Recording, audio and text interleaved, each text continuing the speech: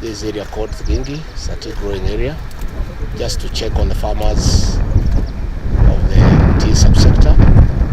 As you are aware, President William Ruto did assign me a role to initiate reforms in the tea subsector alongside Coffee and Milk, with a view of getting increased productivity and getting value for money for our tea farmers. I want to confirm that we have embarked on a very elaborate strategy to put all the stakeholders together to find out the interventions required in terms of direct marketing of our tea and in terms of value addition. We want to encourage our farmers to consider to produce tea in the orthodox manner.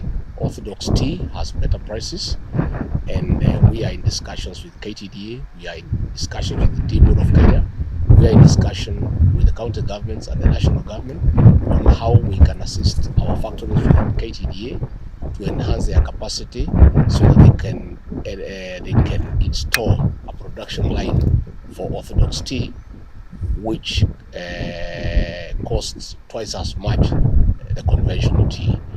So I'm here just to touch base with the farmers, with the tea farmers, and to assure them of the interventions the government is making, and to ask them to increase production, to work hard, and assure them that there will be various interventions along the way to add value to their tea in terms of pricing, in terms of direct marketing. And I want to confirm that we have now come up with a strategy on how to rein in all the cartels that have been taking advantage of our tea farmers and coming in between the grower and the consumer of tea across the world.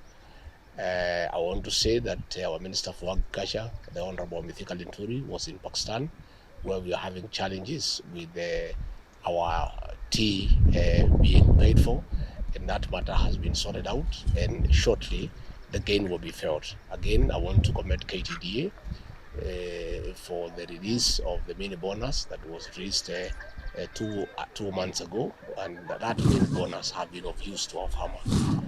And we'll continue with this engagement, and shortly there will be a stakeholder conference where we can discuss matters tea and be able to add value to our tea for increased productivity and a better return and earning for our family. As a way of getting it right and getting it properly, I've convened a stakeholders conference in Naivasha in 2 weeks' time, where we'll have representatives and stakeholders in the entire coffee subsector. That stakeholder conference will have all governors from coffee growing counties, all senators, all women rep, and all members of parliament. In addition, we'll have the minister, the cabinet secretary for agriculture and livestock development, the cabinet secretary for trade, the cabinet secretary for cooperatives. On top of that, we'll have people from the coffee exchange, we'll have people from the coffee directorate, and we'll have farmers as well. The purpose of that stakeholders conference is to agree, it's a 3-day conference, is to agree what is to be done, so that once we have agreed on the reforms, the members of the National Assembly and the Senate President will take it up from there, so that they can create the necessary regulations and institute legislative changes that will make sure that the coffee farmer is able to market his coffee directly. We are going to have regulations, we are going to have legislation that will cushion the coffee farmer from exploitation by middlemen. Therefore, I want to assure our farmers across the country that the responsibility I was given by President William Ruto are on course. We have done everything that needed to be done, and all we are waiting for now, we know the issues, but we want a stakeholder conference so that all of us can agree on the necessary reforms that are required. And that is why we have called the members of the National Assembly, the members of the Senate, the county governors, so that we all agree that what needs to be done, because we must restore this industry. We must restore the glory of the coffee farm. I personally was educated with proceeds from coffee. In the 70s and the 80s, this crop was the real thing. It had a lot of credibility. Any head teacher will allow any child whose father had coffee to continue learning without paying school fees, knowing very well that once the coffee payout comes out, they'll make good the promise. That is no longer the case.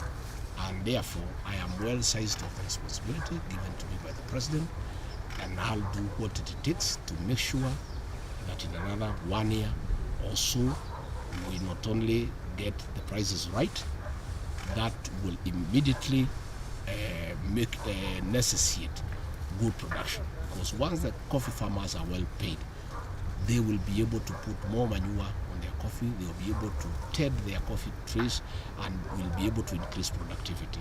And the purpose of this is that other than the farmer getting his money, this will also increase our foreign exchange earning. You know the kind of problems we have in terms of servicing our public debt, that is serviced with hard currency, and we are having a challenge with hard currency. Once we restore coffee production, once we get the prices right, we are going to get increased earnings in foreign exchange, and that is good for our economy, it is good for our trade, it's good for our imports, and it will also stabilize the shilling ultimately.